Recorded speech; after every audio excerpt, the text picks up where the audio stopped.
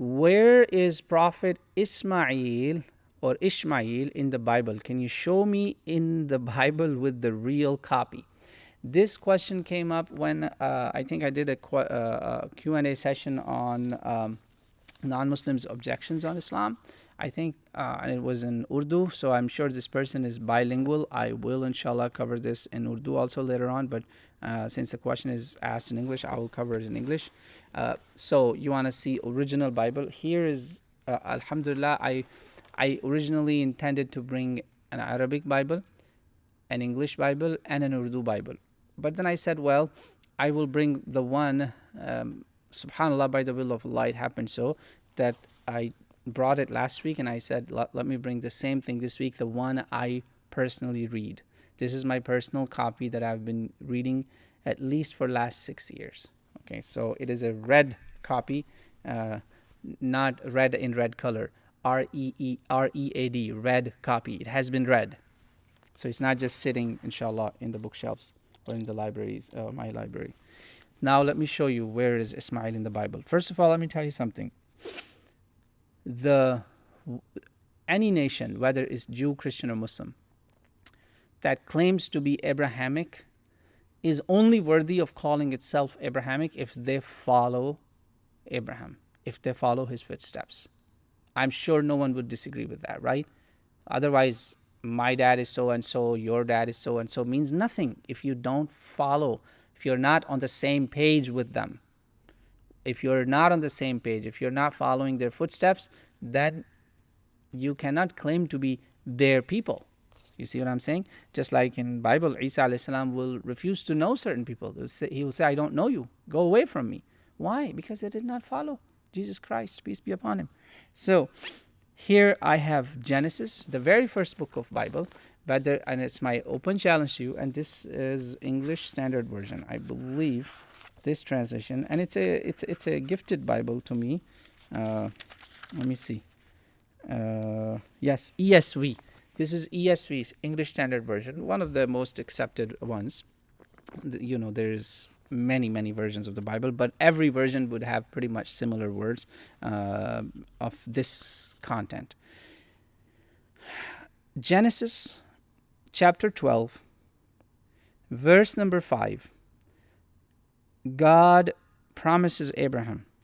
He says, I will bless those who bless you, and him who dishonors you I will curse, and in you all the families of the earth shall be blessed.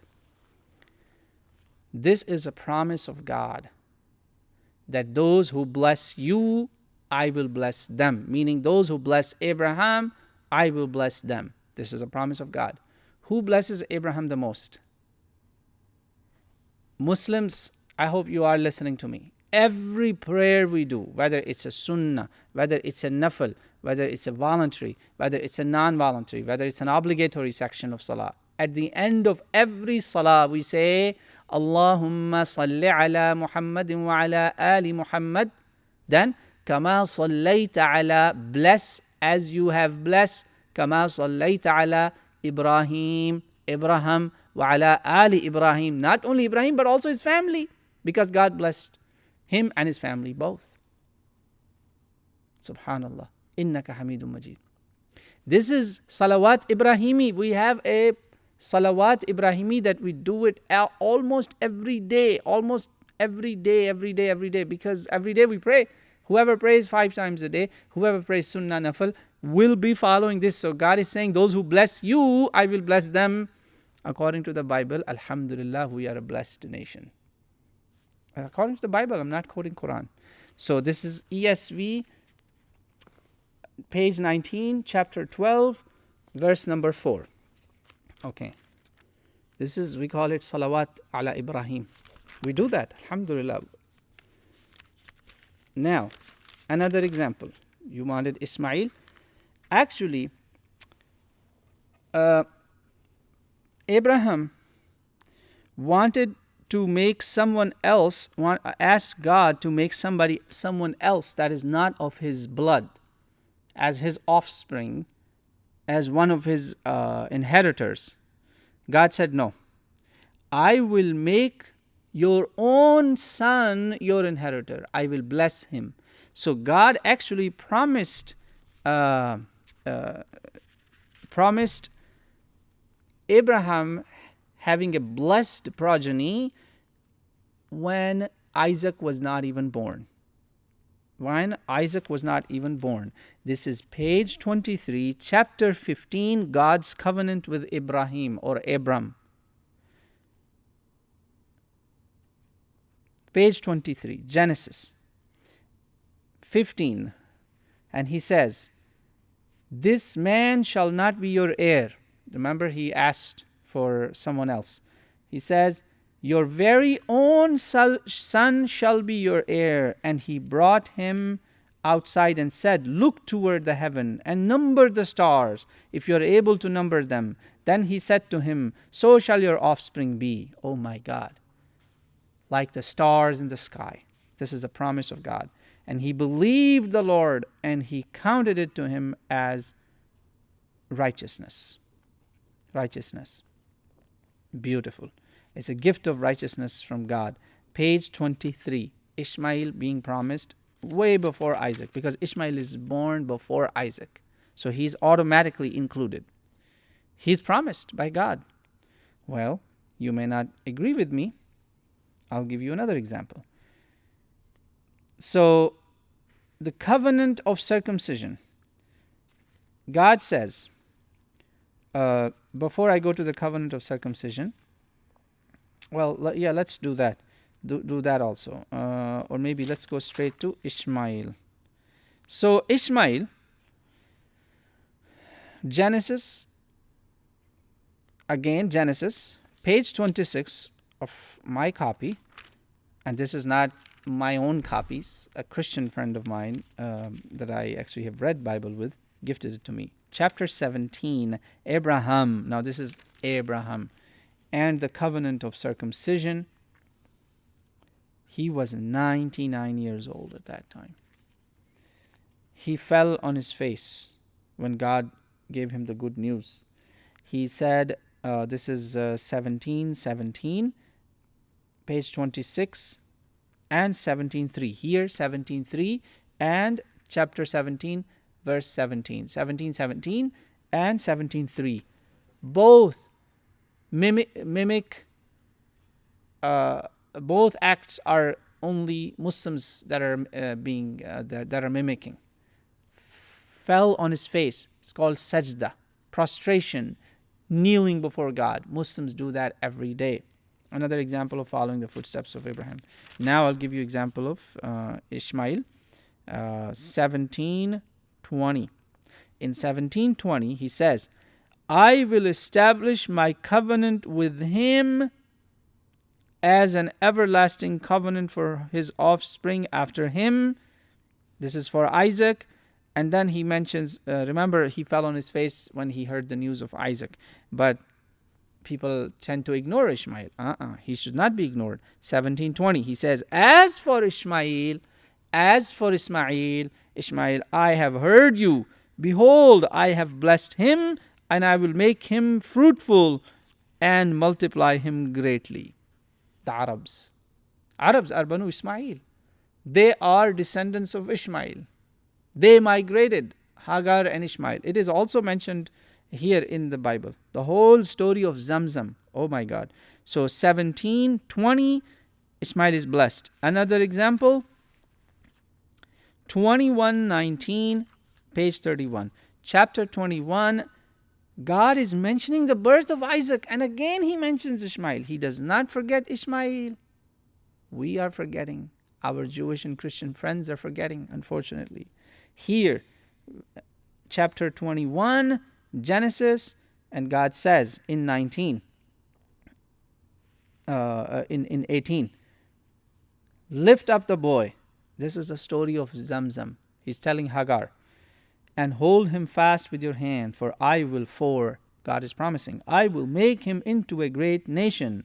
Then God opened her eyes, and she saw a well of water, and she went and filled the skin with water and gave the boy a drink. So God is promising that I will make him into a great nation.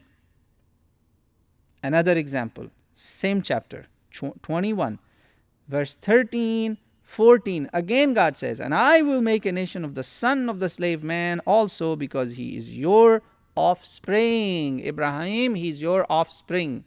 He is your offspring. So Abraham rose early in the morning and took bread and a skin of water and gave it to Hagar, putting it on her shoulder along with the child, and sent her away. And she departed and wandered in the wilderness of Beersheba. Oh my God. So this migration happened because of the will of God. God commanded this, but he told Abraham, don't worry, he is your offspring. I'm not abandoning Ishmael. He's blessed. He's blessed. He's going to be a great nation. Oh my God, subhanallah. Praise be to God. So this is a brief introduction of Ishmael from the Bible. He's mentioned in the Bible. The story of Zamzam is actually mentioned here in chapter 21.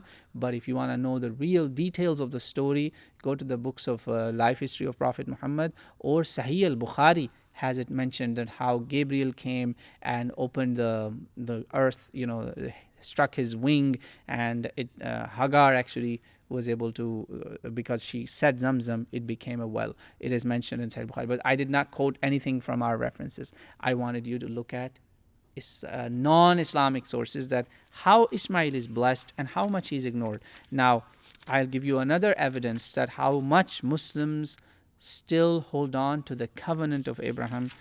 God says in this covenant of circumcision, the covenant of circumcision, he says in the end of toward the middle of chapter 17, page 26 here, he says, any uncircumcised male. So it says actually circumcise and the children after 8 days. On the 8th day, Muslims do exactly the same thing. When the baby is 7 days, we do the circumcision.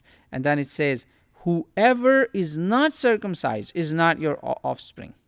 He cannot be your offspring.